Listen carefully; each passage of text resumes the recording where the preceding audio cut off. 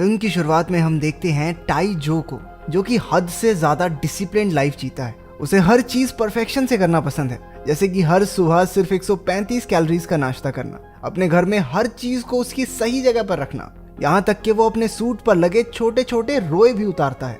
उसका परफेक्शन के लिए जुनून एक बीमारी बन चुका था, लेकिन उसे ऐसा नहीं लगता, क्योंकि इस डिसिप्लिन लाइफस्टाइल ने उसे जिंदगी में आगे बढ़ने में बहुत मदद की है, खासकर उसकी नौकरी में। वो साउथ कोरिया की सबसे बड़ी सिक्योरिटी एजेंसी NIS में एक एजेंट है। इस सब के साथ साथ उसे किसी भी तरह के जानवरों से खास नफरत है।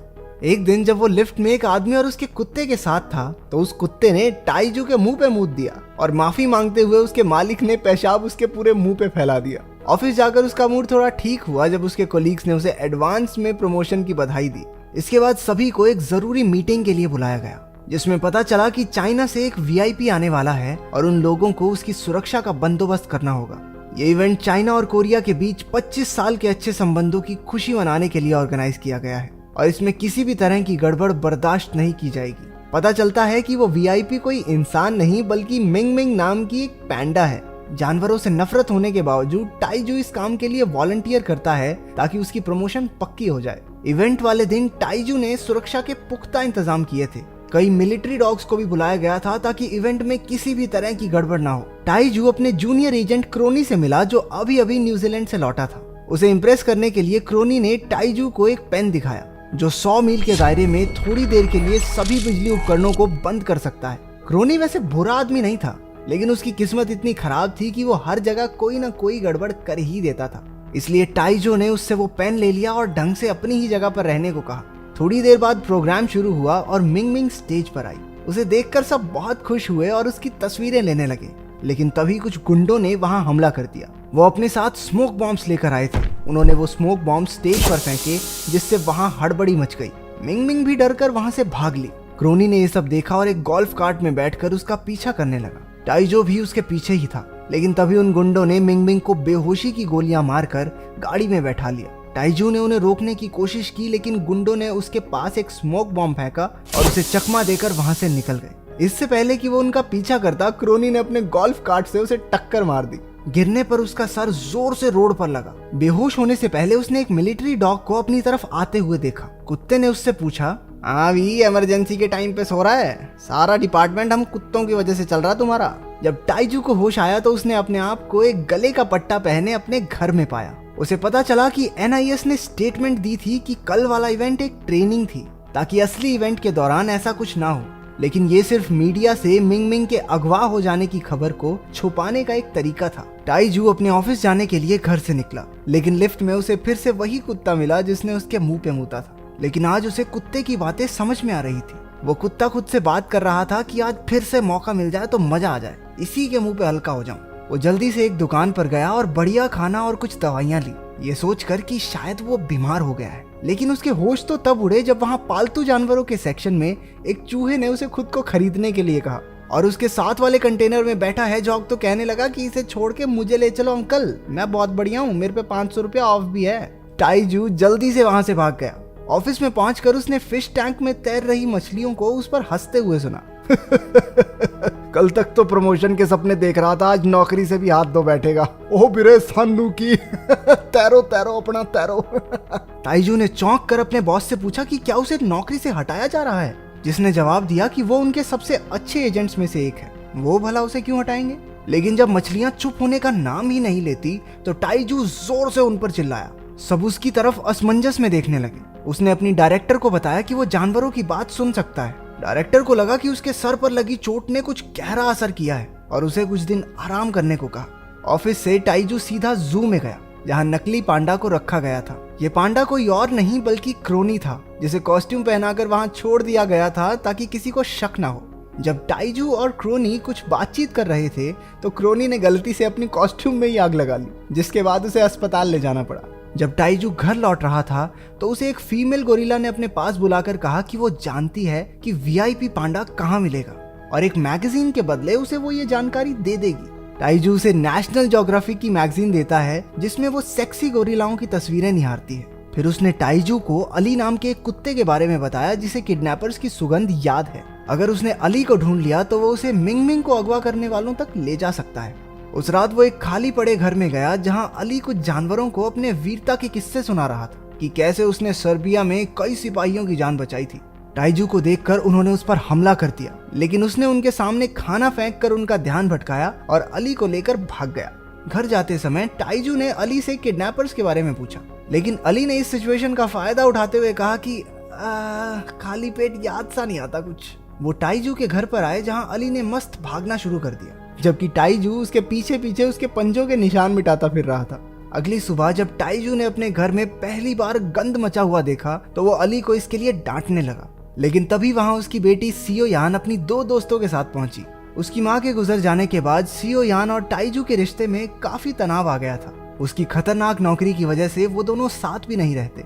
आज उसकी बेटी का जन्मदिन है और टाइजू ने उसे एक अच्छी पार्टी देने का वादा किया था, लेकिन घर में गंद मचा देखकर वो समझ गई कि उसके पिता उसका जन्मदिन भूल गए थे।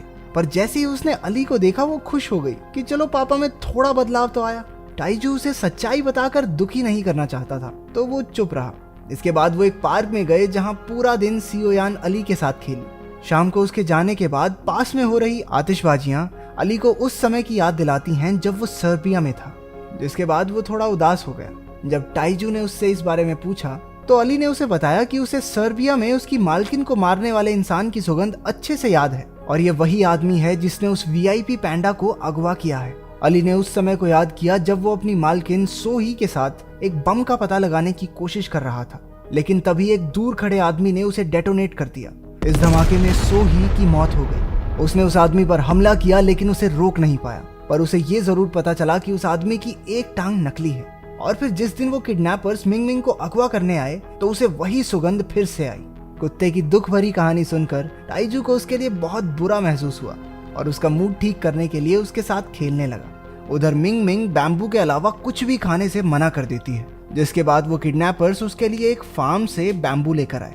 अगले दिन अली सूंघता हुआ टाइजू को उसी बैम्बू फार्म में ले गया।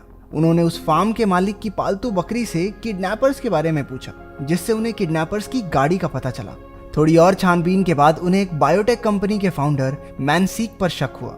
उसकी तस्वीर देखते ही अली ने उसे पहचान लिया और कहने लगा कि यही मिंग मिंग का किडनैपर है। वो उसकी कंपनी के हेडक्वार्टर्स में गए और पता लगाया कि वो जल्द ही एक नया प्रोजेक्ट शुरू करने वाला है, जिसमें वो एक पैंडा के जीन्स का इस्तेमाल करके एक नई स्पीशीज का इजाद करना चाहते हैं जिसे इंसान पालतू जानवरों की तरह अपने पास रख सके। और इसी वजह से उसने मिंग मिंग को अगवा करवाया होगा। टाइजू ने मैनसीक और उसके बॉडीगार्ड्स पर हमला किया और उसे गिरफ्तार करके पुलिस स्टेशन ले गया, लेकिन गलती से वो अली को पीछे ही छोड़ आया। एनआईएस की डायरेक्टर ने टाइजू से पूछा कि वो किस बिना पर मैनसीक को गिरफ्तार करके यहाँ लाया है, पर वो कैसे बताता कि ये सब एक कुत्ते ने उसे बताया था।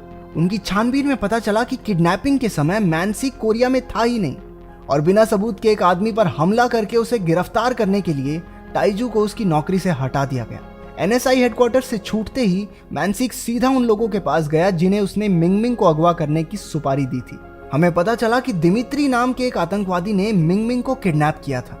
अली को धोखा इसलिए लगा क्योंकि दिमित्री ने अपने चेहरे पर मैनसीक का एक हाईटेक मुखौटा पहना था। उस पैंडा को अगवा करने के बदले उसने मैनसीक से ऐसे कैप्सूल बनवाए थे जिन्हें अगर किसी को खिला दिया जाए तो एक रिमोट का इस्तेमाल करके दूर से ही धमाका किया जा सकता है। अली, जो मैनसीक का पीछा करते हुए वहां पहुंचा था, उनकी बातें सुनकर सारी सच्चाई समझ गया। उसने मिंग मिंग के पास जाकर उसे दिलासा दिया कि कोई नहीं चाची, आएंगे तुझे बचाने। इसके बाद वो भागता हुआ टाइजू के घर गया और घंटी बजाकर दरवाजा खोलने को कहा, लेकिन टाइजू को अब उस पर बिल्कुल भरोसा नहीं था क्योंकि अली की वजह से ही उसकी नौकरी गई थी। मिलिट्री वाले अली को वहां से ले गए और ये तय हुआ कि ऑर्डर्स फॉलो ना करने की वजह से उसे मार दिया जाएगा। जब सियो यान अली से मिलने वापस आई तो उसे पता चला कि टाइजू ने उसे छोड़ दिया है। अपनी बेटी को दुखी देखकर टाइजू ने अली को बचाने का फैसला लिया। वो मिलिट्री के डॉग शेल्टर में गया और उसकी जान बचाई। अली टाइजू को उस गोदाम में लेकर गया जहां किडनैपर्स ने मिंग मिंग को रखा था। उन्हें वहां क्रोनी भी मिला जो जॉगिंग करते हुए रास्ता भटक गया था। टाइजू जानता था कि इसको अंदर ले गए तो मरे, इसलिए उसने सख्ती से उसे बाहर ही रहने को कहा। अली और टाइजू चुपचाप गोदाम में दाखिल हुए। टाइजू ने एक इलेक्ट्रिक गन से बहुत सारे आतंकवादियों को ढेर कर दिया।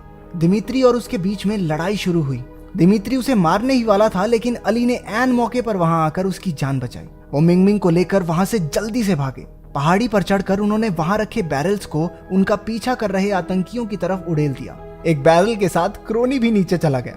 वो तीनों सारी रात भागते हुए एक हाईवे पर पहुंचे मौका देखकर वो एक बस में चढ़े जहां टाइजू ऐसा दिखाता है कि मिंग मिंग एक इंसान है जिसने कॉस्ट्यूम पहनी हुई है। उधर गोदाम में मैंसिक उस पैंडा के गायब हो जाने की वजह से आग बबूला हो रहा था, लेकिन जब उसने दिमित्री के साथ बेइज्जती से बात की तो आतंकियों ने उसे जबरदस्ती वो विस्फोटक कैप्सूल खिलाकर एक कमरे में बंद कर दिया। दरअसल दिमित्री का असली प्लान ये था कि वो मिंग मिंग को एक कैप्सूल खिलाकर वापस भेज देगा, क्योंकि जल्द ही वो पैंडा एक ऐसे इवेंट में जाने वाली थी जहां चाइना और कोरिया के बड़े बड़े लीडर्स भी मौजूद होंगे और वो उस कैप्सूल का इस्तेमाल करके उन्हें मारना चाहता था। आतंकियों के बाहर आ जाने के बाद गोदाम में एक जबरदस्त धमाका हुआ, जिसका मतलब ये था कि वो कैप्सूल जो उन्होंने मैंसिक को खिलाया था फट गया।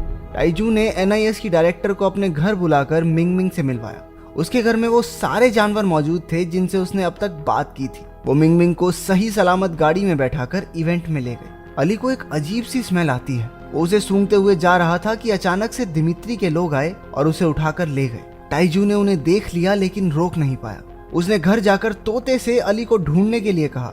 दिमित्री जबरदस्ती अली और सभी मिलिट्री डॉग्स को वो विस्फोटक कैप्सूल खिला देता है, क्योंकि वो भी उस इवेंट में मौजूद होंगे। तो दिमित्री अब उन सबको बम की तरह इस्तेमाल करेगा। प्रोग्राम शुरू हुआ और दोनों देशों के लीडर्स एक दूसरे से मिले, लेकिन जब मिंग मिंग परफॉर्म करने स्टेज पर आई तो दिमित्री ने अपने फोन से काउंटडाउन शुरू कर दिया। कुत्तों को छोड़ दिया गया, जिससे लोगों में हड़बड़ी मच गई। बाहर से दरवाजे बंद होने की वजह से वो सब अंदर ही कैद हो गए। कैप्सूल्स के फटने से कुछ देर पहले टाइजू क्रोनी के पास गया और उसके पेन के बटन को दबा दिया, जिसने वहां मौजूद सारे इलेक्ट्रिक डिवाइसेस को बंद कर दिया। सभी कैप्सूल्स कुत्तों के पेट में ही डिफ्यूज हो गए। दिमित्री वहां से भागने की कोशिश करता है, लेकिन अली ने उसका पीछा किया। इस लड़ाई में अली बुरी तरह घायल हो गया। दिमित्री उसे मारने ही वाला था कि टाइजू बीच में कूद पड़ा। गोली टाइजू को लगी। अगले दिन जब वो अस्पताल में उठा तो उसे पता चला कि अली भी जानवरों के अस्पताल में है। वो उससे मिलने गया, लेकिन अली पहले ही मर चुका था। दोनों बाप बेटी लिपट कर रोने लगे, लेकिन डॉक्टर ने आकर बताया कि वो बस सो रहा है। आखिरी सीन में हम देखते हैं कि अपनी वीरता के लिए अली को NIS की डायरेक्टर एक मेडल से सम्मानित करती है। ऐसी और वीडियोस देखने के लिए चैनल को सब्सक्राइब करें, बेल नोटिफिकेशंस ऑन कर लेना। मिलते हैं अगली वीडियो में।